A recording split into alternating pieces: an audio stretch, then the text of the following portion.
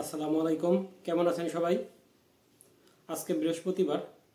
আজকে আমরা বাজারে যাই নাই, কারণ আজকে দিনটা একটু রেস্ট নিছি। ইনশাল্লাহ আগামীতে আবার যাব।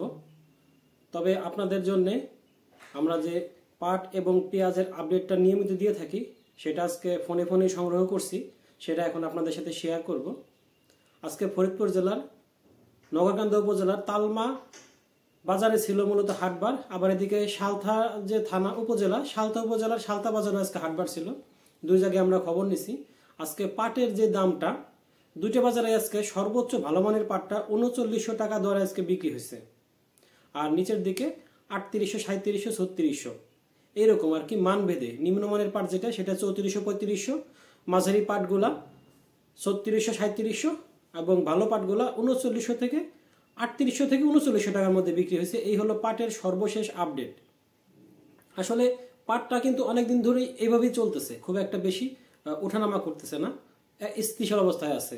আর পেঁয়াজ যেটা নতুন পেঁয়াজ, বাজারে মুড়িকাটা পেঁয়াজ পাওয়া যায়, সেটা আজকে সর্বোচ্চ ১৪০০ টাকা দরে বিক্রি হয়েছে। তার মানে পেঁয়াজের দরটা ওই একই রকম ১৪০০-১৫০০-র মধ্যে ঘোরাফেরা করতেছে বেশ কিছুদিন ধরে। গতকালকে আমরা দেখছি এরকমই ছিল।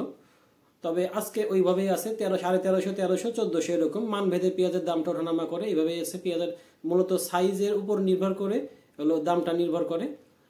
তারপরেও ১৪০০ টাকা আজকে আছে। এই হলো দুইটা পণ্যের সর্বশেষ আপডেট। প্রিয় দর্শক, আমাদের ভিডিওটি ভালো লাগলে লাইক, কমেন্ট, শেয়ার দিয়ে সাথে থাকবেন। আর নিয়মিত আপডেট পেতে চ্যানেলটিকে সাবস্ক্রাইব করে রাখবেন। ধন্যবাদ সবাইকে। আল্লাহ হাফেজ।